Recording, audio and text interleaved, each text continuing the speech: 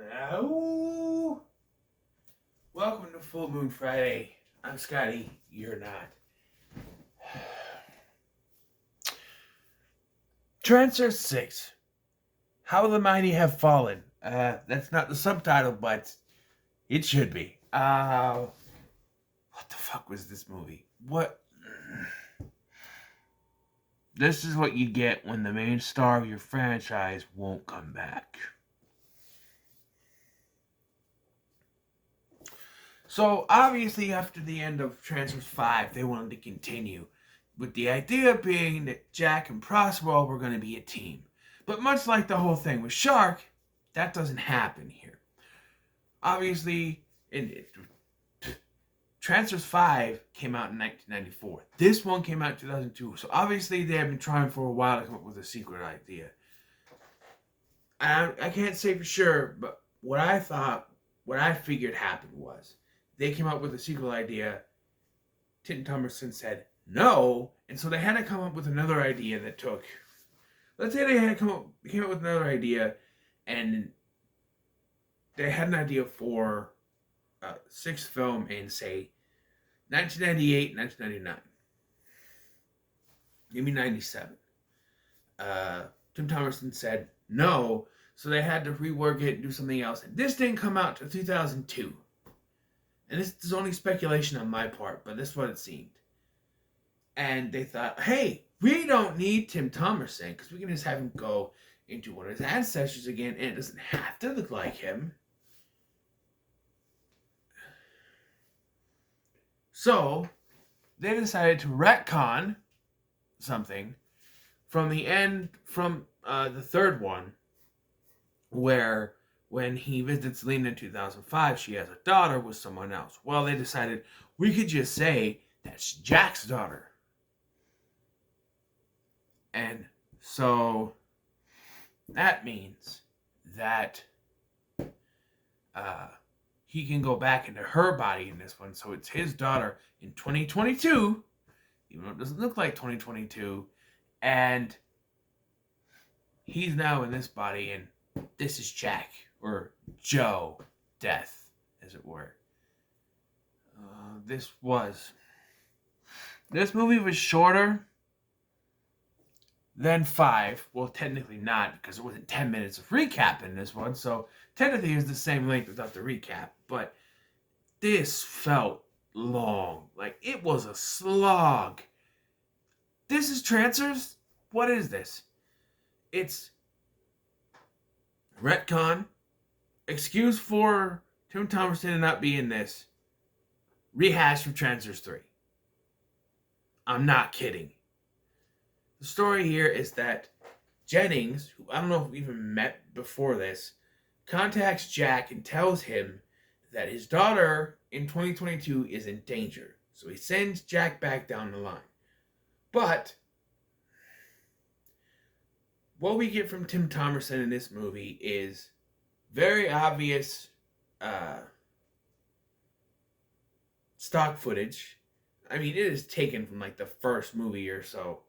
And it is very obviously stock footage. It's very obviously footage on a screen being shot. It's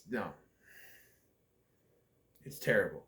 And then when he teleports Jack in there, it's already unconscious because it's a body double dummy that looks nothing like Tim Thomerson. And he's sent back down the line into his daughter.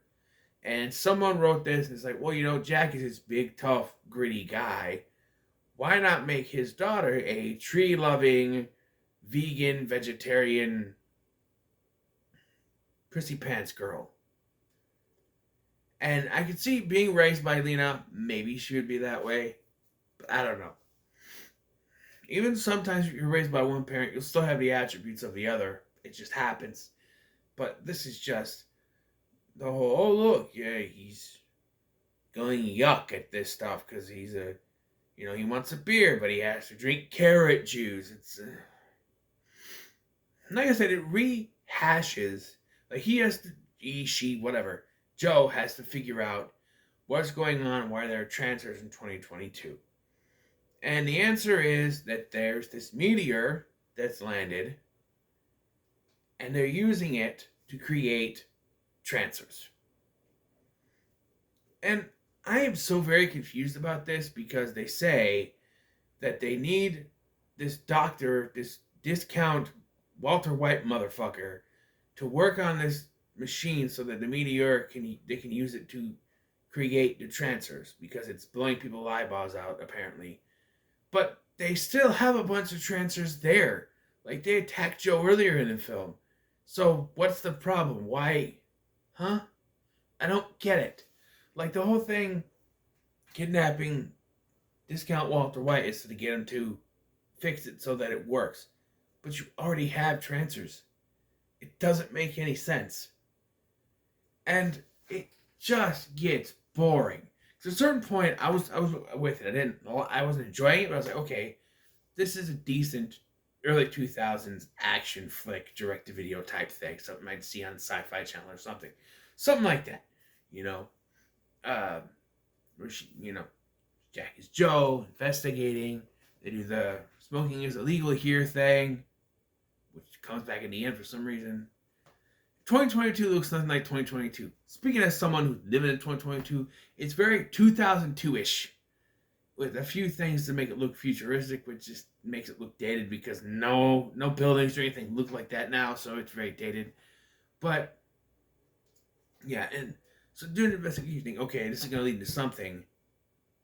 It leads to Joe being captured and held prisoner at this camp in the middle of nowhere because they can't afford to shoot no more scenes inside a normal city district thing or any on location. So we're out in the middle of nowhere for most of the runtime at this prison camp where we have we revealed that they're creating Trancers, which is the same plot from the third one.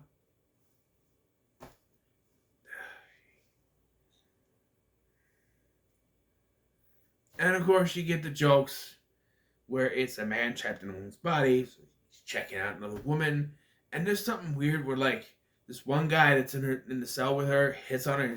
She's like, "I don't like guys," and he gives her a weird look. I'm like, even even before that, like this came out in 2002, but like,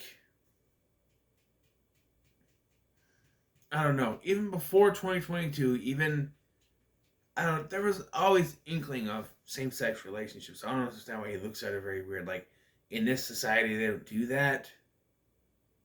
I don't know. This movie might be made. And, the effects are fucking stupid.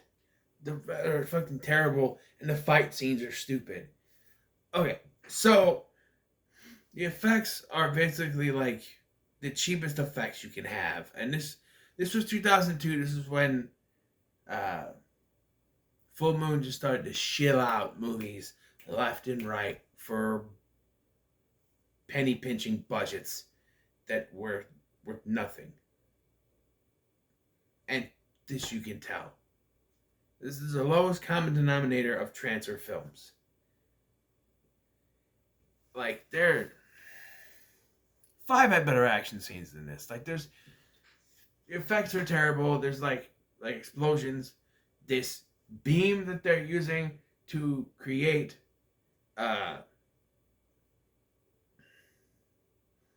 Trancers does a different thing every time it's fired.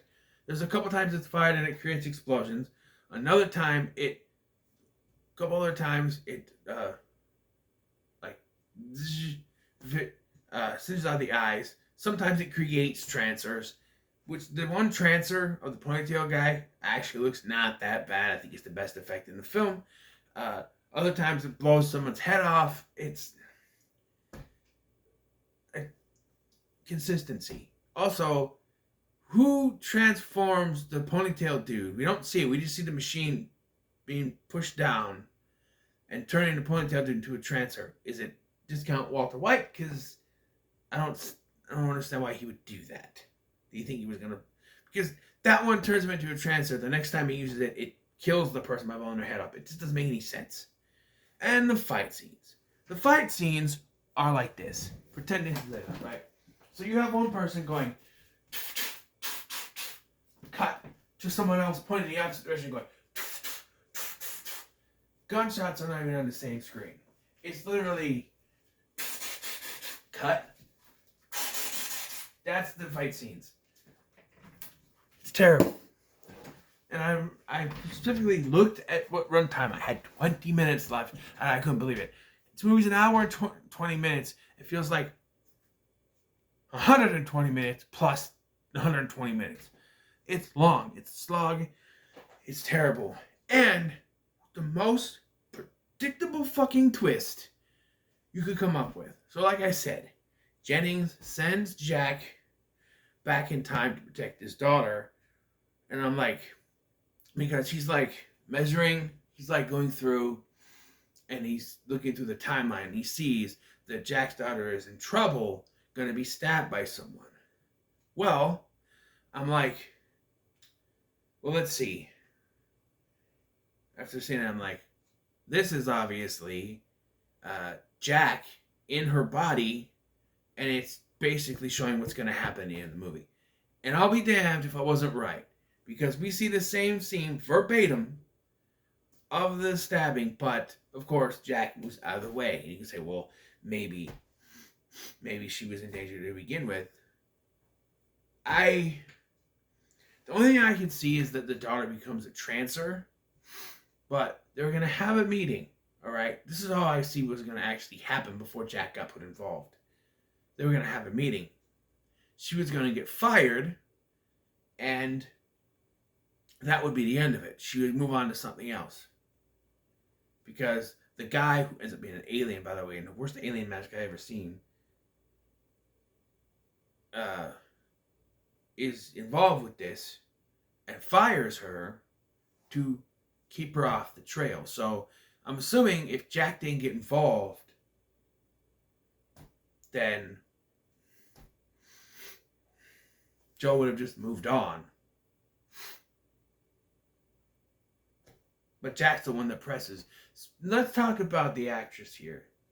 She's trying to do her best Tim Thomas impression, but it comes across as if she's very wooden and very terrible. She's trying to do the stoic Jack Death voice, but it just doesn't work. It doesn't work. And like to try to do the smoking thing, it doesn't work. They have like 3 scenes in total of her smoking. There's one when she first gets the smoke, she lights up. The next scene, she doesn't have it. And then there's another scene where she's smoking in the building. The guy says it's illegal. Then at the end, she takes them back and starts to smoke. And then the next scene, she doesn't have them again. There's no consistency with this at all.